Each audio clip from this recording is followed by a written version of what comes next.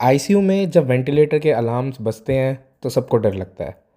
तो इस रील में मैंने मोस्ट कॉमन वेंटिलेटर अलार्म के कॉज और जो हमें प्रॉम्प्ट एक्शन लेने चाहिए वो एक्सप्लेन करे हैं। इस रील को पॉज करो, एक एक अलार्म को देखो और प्रॉम्प्ट एक्शन लो, और दोबारा कभी वेंटिलेटर के अलार्म से डरना नहीं। Don't panic, they just Warne you.